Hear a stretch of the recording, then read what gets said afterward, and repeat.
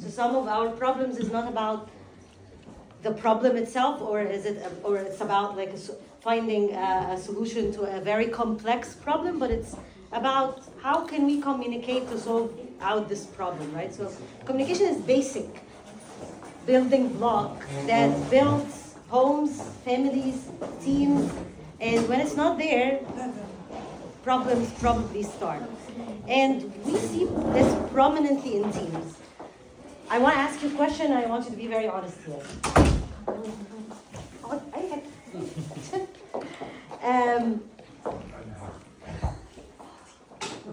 Is there a team that is perfectly communicating together? Do you feel like you've been part of a team that is perfectly communicating together without any problems or challenges? No? Conflict will happen? Yeah, okay. of course. Or lack of conflict will happen. Yes. Have you been part of the teams where everyone nods? Yeah. Yeah. Everything is perfect. I agree with you.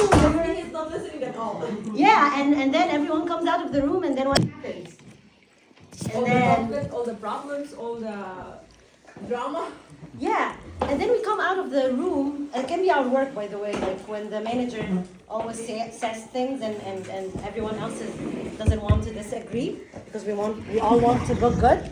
And everyone nods and agrees, and then everyone goes out of the room saying, I bet you this is not a good idea.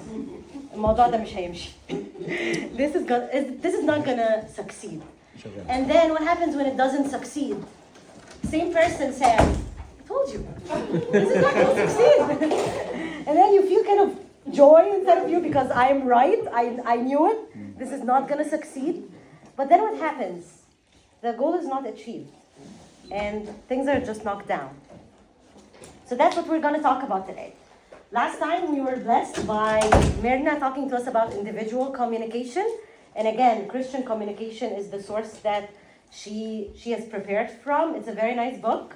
She highly recommend it to you guys, and I think there are some copies here if you want to copy it. Christian communication is a really good book, but it talks about individual level of communication. So me as a person, as an individual, how to be a better communicator, how to communicate better, how to be clear, how to be simple, how to be concise. So this is what the book was about. Today we're not talking about this level. Today we're talking about teams. Can anyone tell us examples for teams inside church? Inside the service? Us as a team? So you mean all of us, right? Yeah. So all the servants, everyone sitting here is one team. Like in one class. Yeah. Could be Class. Elementary, middle. Okay, so Stages. three levels here. We talked about class level, so how the servants are communicating together in one class, but also all the elementary servants. This is also a team because you guys need to communicate together to organize things that are common between classes just for elementary, right? High school, same thing. Middle school, same thing.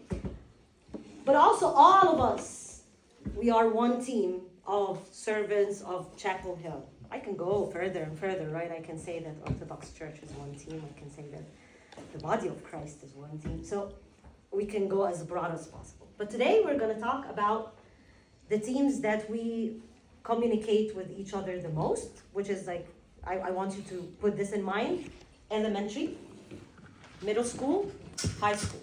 And I thought elementary we have two teams, but do we have enough representation? We'll see. Okay, They will okay. check it. So think about elementary, middle school, and high school.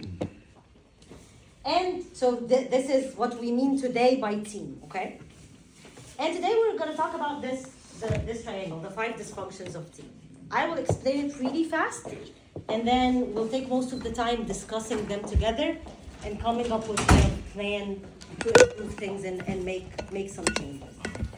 But let us start by understanding what are the 5 dysfunctions of team. Why I like this? It's based off a book. Okay. It's based off a book called 5 Dysfunctions of a Team. It's written by an author called Patrick Lencioni. If you like reading, this is a really nice read because it's a fable. It's a story. So it's a story, fiction story based on a team, and it basically like explains the 5 dysfunctions of the team, but through a story. Okay. So I will need your focus for exactly 10 minutes because based on these 10 minutes and based on your understanding of each of the 5 dysfunctions, we will take it from there. Good? Yeah, do you mind to give me a minute to summarize in Arabic Please. عشان yeah. So أنا ممكن أسمع. احنا بنتكلم عن التواصل يا جماعة. طب go ahead. لا أنا بهزر. Do you know؟ أنا معلش. بالعربي. يا الكلام لجو يا جو. جو اللي التواصل. اسمي جون يا جون. الموضوع عن التواصل بالتواصل اللي احنا بنتكلم عليه هنا ان هو ان احنا كجروب كتيم على بعض. التيم ده ممكن يكون خدام الفصل الواحد، ممكن يكون خدام مدارس احد كلها، ممكن يكون خدام كل مرحله لوحديهم. تمام. النقط هنا ايه المشاكل اللي ممكن تحصل في التواصل. اوكي. ومتقسمه على شكل بيراميد كده، على شكل هرم. والجو they build on each other بيبنوا واحد فوق التاني. ليديا والواكس بقى هتشرح لنا النقط اللي هم بتوع الهرم. هنخش الهرم ده. Okay, so we'll start by the base of the pyramid. And by the base of the pyramid, do you know what the base does? If the foundation is not there, what happens to the rest of the building? It falls. هيقع. So this is the base. This is the foundation. Any team needs to have this foundation in order to be able to overcome the rest of the issues. But if the foundation is not there, this pyramid will fall apart. مش هيبقى موجود. فده البيس بتاعنا. It's called lack of trust. Basic, right? Any team works together, needs to trust each other. But this book is very interesting. What does trust mean? What does trust mean to you? Sorry? believe. Belief يعني احنا بنصدق في بعض. يعني I know that you're strong in this point. I believe that you can do this. Okay, that's really nice. And it's based on our knowledge of each other. يعني احنا عارفين بعض كفاية ان احنا عارفين مين بيعرف يعمل ايه. Okay, that's good. Reliability. So we know that we can rely on each other. Okay, that's also good. These are all great. And this is called predictive trust. When we spend enough time with each other, when we know each other for a long time, then we can predict the behaviors of each other because we know each other long enough that we know, oh, I know Mona enough. I know what she thinks about. Outside. I know how she thinks about this topic. I know how she will react to this question. I know her enough. خلاص عرفنا بقى عشرة يعني. عشرة. زي ما انت طلعتي عربي طيب. انا لسه جايه معلش سوري. لا يعني عشرة يعني لما زي اتنين متجوزين في الاول there is a lack of trust when two are newlyweds. They still don't know each other enough. بعد كده بيضربوا But by time they know how to predict each other's behaviors, right? بعد كده بيضربوا بعض يعني. There's another level of trust, and this is what I want to talk about today. Trust is based on vulnerability. What is vulnerability? الكلمة المجعلصة دي يعني إيه? Vulnerability means that we can be weak in front of each other. We can easily say, I'm wrong, I didn't mean to do this, I'm sorry, I don't know, I need to go and I don't know this, I don't know this. To expose my weakness in front of the team. This is a very good symptom of a good trust between the team members.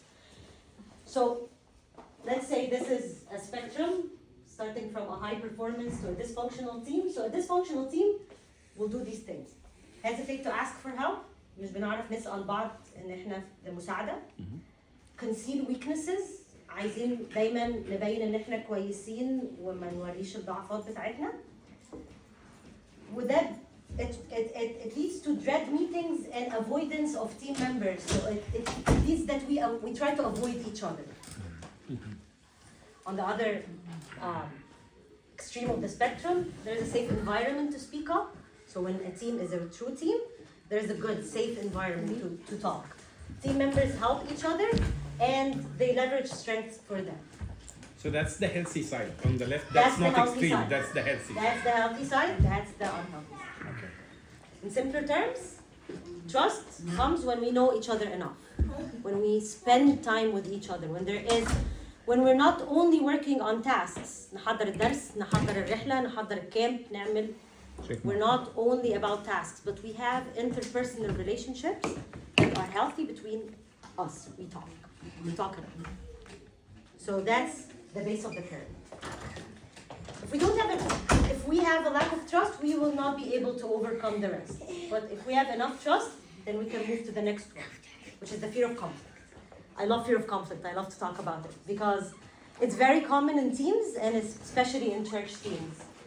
Because we think because we're Christians, so we need to be at peace. Everything needs to be at peace. We don't need to be, please. Sorry, Lydia, before we move, when you're saying that I can speak about my weakness and I can say sorry, I think part of it is also knowing that if I say anything, I'm not going to be judged. And it's true between servants, and it's true between parents and kids, that to feel like it's like what he described it as safe place. I can say anything and they're not gonna pound on me, or I'm gonna get yelling, or I'm gonna be looked down on. I think parents is a different level because it's like our clients, Yes. but at least between us as servants, we feel this safety. But yes, exactly. We feel enough safety. They call it in psychology emotional nakedness. That I can be emotionally naked, or I can kind of expose myself without being shamed or judged. And again, I want to just emphasize that this is the base of our pyramid. Okay, do we move to the next one? Okay, fear of conflict. I love fear of conflict, I told you why. And I need someone to pull up a verse from the Bible. Who can volunteer? Marianne, can you please? Okay, can you read for us Galatians 2nd, verse 11 and 12. Second chapter, verses 11 and 12.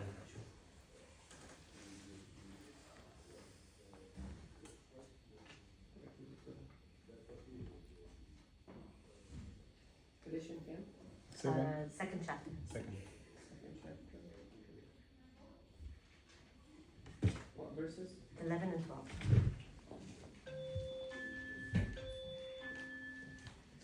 حد يفتح تاني. Now when Peter had come to Antioch, I restored him to his face because he to be blamed. For before certain men came from James, he would eat with the Gentiles, but when they came, he withdrew and separated himself, fearing those who were of the circumcision. Good. Can we do it in Arabic too? Sure. ولكن لما أتى بطرس إلى أنطاكيا قاومته مواجهة لأنه كان قاومته مواجهة لأنه كان ملوما، لأنه قبلما أتى قوم من عند يعقوب كان يأكل مع الأمم، ولكن لما أتوا كان يؤخر ويفرز نفسه خائفا من الذين هم من الختان. Thank you. Now when Peter had come to Antioch, so this is who's talking here? Paul, St. Paul.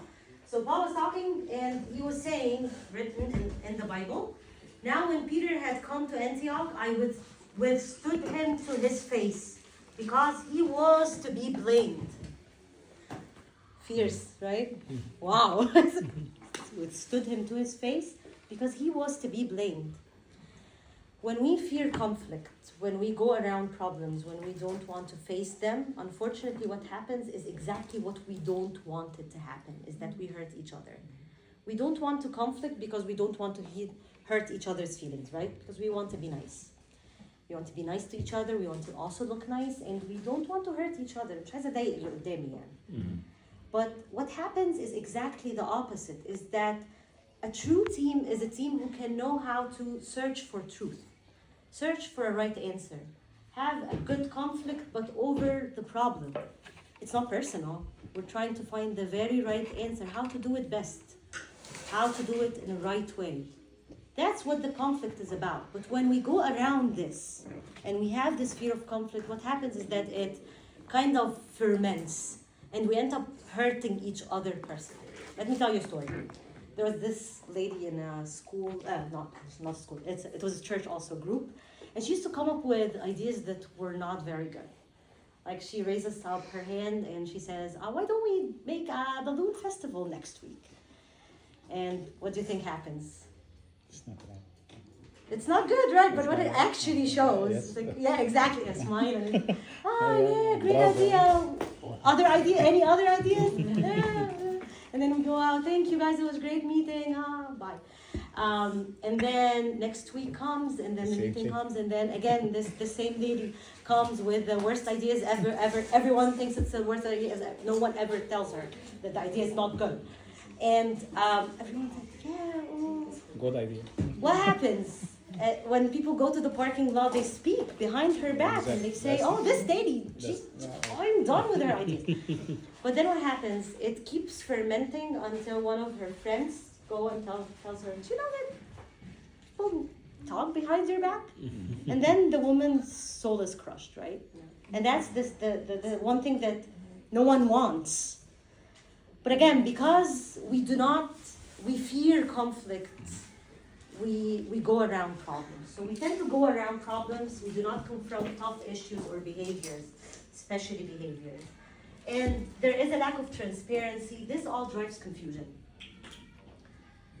Can I make a point? Yeah, Please. This is fantastic. Yanni used a great word, ferment. One of the things that can happen when you see someone, like, you get irritated with what they do, or let's say you said bad ideas, or you actually wind up hurting yourself, because it not only ferments in that you might say bad things behind their back, it hurts you internally, because the whole week you're thinking about this person, like the anger develops within. You wind up hurting yourself, and you're so bottled up, and you become angry, and you wind up, it's hard to go to church, and it's hard to take communion, because this problem is festering within. Absolutely. And so it doesn't only, it just winds up hurting you and your peace tremendously to not bring things up. And that's the way people need to think. If I'm looking the way to hurt myself, be upset with someone and not say anything. Okay, it's very destructive, not to the other person, to you. To you. Yeah. That's a great point, Joe. Thank you very much. I remember the first job I worked at, my boss was, I'm sorry, I don't want to be sexist, but she was a woman, but that was not the problem. But I mean, that was not the problem, I promise. But I was Are you young, sure? and it was my first job. احنا بنسجل. هبعتها لها باي ذا واي هبعتها لها باي ذا واي And I had so many problems ممكن with أترجمها. her, but كمان I was young. It was my first job and I was very ambitious. كنت بروح الشغل متحمسة وبضحك وكده وده كان بيغيظها. يعني she was usually bothered. Exactly. رد عليك فيها. And I was bottled up. I was hurt. I didn't talk. And I didn't want to conflict because also of the hierarchy. Like, she was my manager. I was young. It's like someone who's coming and they're new. They don't think that they have the right or the eligibility to talk because they're new, for example. Or for whatever reason. But I didn't feel that I want to talk. And it hurted me badly. Until someone just told me, put it on the table. Yeah. Put things on the table. والله ورا بتاع ورا في عينه. Wisely, I have to say. And not personally. I don't want to attack That's the Egyptian her. way, yes. But I need to put things on the table. And when I put the things on the table, and she also did the same thing, we discovered that there was a huge misunderstanding. Huge misunderstanding. Yep. Like, she saw the whole story in a way, I saw it in a whole different way. And by just talking Yeah. and revealing, exposing, which why the trust is a must, because I can't conflict in an unsafe environment. That's why this is the base of the pyramid. But it did make a difference, significant difference.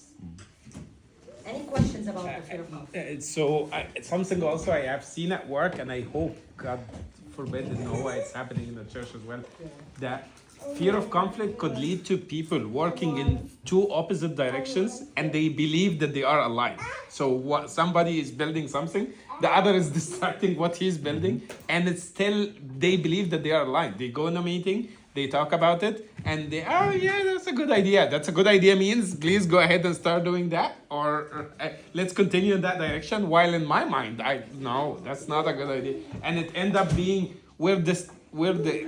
our product here is kids. So it's that's why I'm hoping that this is not happening. So we are all thinking, hey, let's make sure that the kids are praying. I'll make sure that we get the spiritual notes and we follow up with them on the spiritual note. That's a good idea. The other one saying, oh, spiritual notes, this is a heresy. We should not be using that. So when that person go and visit them, no, just don't worry about that. Just pray.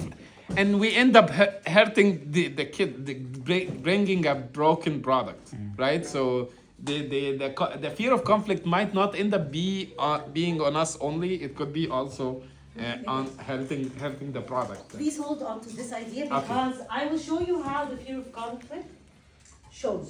Okay. Because it can be very subtle, right? Okay. Like we're agreeing, we're being agreeable, everything is good, and there are some hidden stuff under the rock, but it comes out. It Yeah. comes out at some point.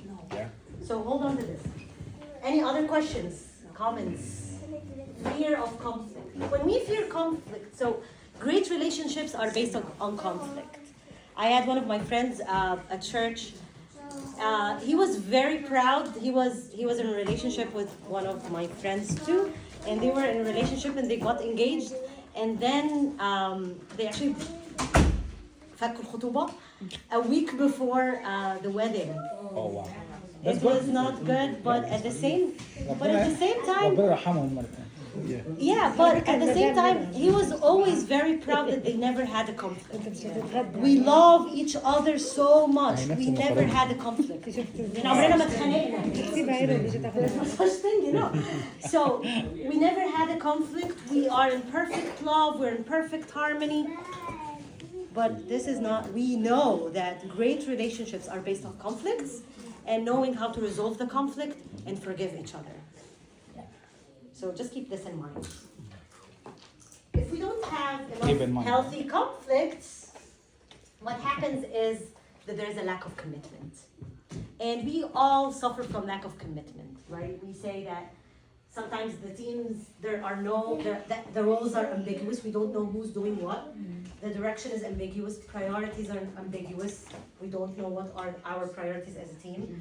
We keep revisiting the discussions and the problems again and again.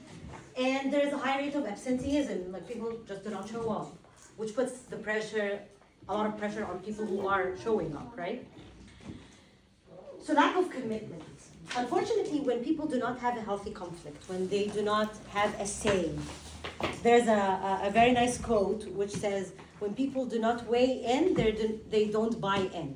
يعني ايه لو انا ما اتسمعتش ما اتسمعتش حتى لو في خلاف لو انا ما اتسمعتش واتكلمت مش لازم نوصل لكونسنسس عارفين شركة انتل they have a very nice rule كده they say disagree but commit يعني we can have a circle like this and we disagree I see that the CAM should be done in this way A you see that the CAM should be done in B. But so we disagree, and sometimes it can be passionate disagreements. But we end up the meeting committing to whatever وصلنا له. So whatever we said that okay, that's the plan, we all commit to it, even if it's not what I want. So disagree and commit. But when there is not enough disagreement, there is not enough commitment. People do not commit. They do not feel that they are part of the team. They feel that. Yeah, no. Oh, sorry, no, I no, was go gonna ahead. ask- It's a great point. So I was gonna add to that, part of, that's exactly, when one person in service micromanages things, or always has to have the last say in whatever we plan for service, people will check out. And what I'm saying is one way, as you said, like we talk and everything, another way of achieving that is delegation. Delegation is very important. Is that every servant in a team, as you say, needs to have a role in which they feel they're in charge or have been delegated to that role. And that's very crucial for them to be committed. Because Yeah. I have a job to do. I can't let the team down. But if things are micromanaged or لا لا لا أنا هعملها or I'll do it at the end or it's, Yeah. they'll take it easy. They'll check Yeah. out. Yeah. If I don't feel like I'm doing something that I know, so it's clear to me what I'm doing here, but also that I like and I'm committed to, then I will be committed. And if there's a lack of commitment, there will be an avoidance of accountability. Then we don't know we cannot hold each other accountable to the task. بيبقى عندنا تاسكس كتير ومش عارفين مين بيعملها صح؟ بتقع ما بيننا، بنقول بتقع في السكة. يعني مش عارفين وقعت امتى. بس وقعت. ايه اللي وقعها؟ عشان ما كانش في حد مسؤول عنها او held accountable. فالمسؤولية مهمة صح؟ ف commitment is not guilt. يعني انتم commitment ده مش نقعد نأنب في بعض، انت ما بتجيش كفايه، انت المفروض تيجي، انت المفروض no. It's coming out of انه انا بحب اجي وعايزه. Committed from inside. Moving to the next one because we're running out of time. Avoidance of accountability. Again, it's missed deadlines, key deliverables, poor performance. Name it. أي حاجة كان المفروض تعمل وما تعملش is a lack of accountability. The top part of the pyramid. Unfortunately, when the teams do not have enough trust, they fear conflict, they lack commitment, they avoid to hold each other accountable. And back to your comment, Magdi بقى, what happens? It shows in the results. Then we are far from having any attention to the results. And what's the result? What's the result that we're waiting for as a church? Our kids, right? Yeah. Our kids, pointing them to Christ, bringing them to Christ. Like what St. Paul said, bringing them to Christ. إلى ملء إقامة المسيح، صح؟ أنا خطبتكم لرجل واحد عذراء عفيفة. inattention to result مش شايفين الحاجة اللي أنا عايزة أوصل الولاد ليها في الآخر خالص. الولاد وصلوا للمسيح، شافوا المسيح، ضاقوا المسيح. ده الريزلت بتاعتنا، مش عايزين حاجة تانية صح؟ فدي 5 dysfunctions of the team. I'm sorry I talked a lot, but I think we should, يعني I want us to understand this first one and then moving to the next phase. Is there a way for the conflict to be addressed? Yes. Is there a way? Because like I think as Egyptians we weren't raised how to do healthy conflict. Yeah. Always end with What's the disaster. sign? You do it once and you lose the relationship with the person. Yeah. Yeah, exactly. So in my My mind, way or your I was highway. like, if I'm gonna do a conflict, that means that's like I don't mind to lose that person, like Shia or not. The Yeah, way that's that I it. do the بتسجلي هيك شيء What you ولا just said it means that but it means that there is no trust. You conflict. can't do a good conflict without trust.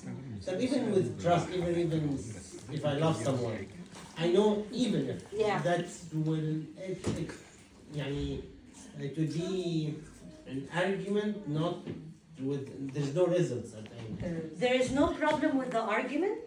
There's a problem with attacking the person, not arguing about the issue. So attacking the person means that we don't have trust. We don't care about our relationship. We're attacking the person. But talking about the issue means that we're trying to find the best answer possible for the issue, right? I think what Danny was saying is that the servant has to go into the discussion in problem-solving mode. Yeah, you can't just, even in the nicest way, present, here's my problem with you, have a nice week. It doesn't work that way. We have to train ourselves to prepare to be able, how am I can be so frustrated with somebody, but I have to have the mindset of we're gonna solve the problem. I'm in problem-solving mode. I'm gonna present the problem and then propose a solution. It's not just you leave it hanging and أزعلان منك يا داني. Have a good week. You know what I mean? That's very destructive, even if I say it in the nicest way. Thank you, Joe. Thank you, Danny, for your question. So the last 15 minutes, I will ask you guys, high school, please all sit together. High school. Edison. Mariam is here. Mariam is here.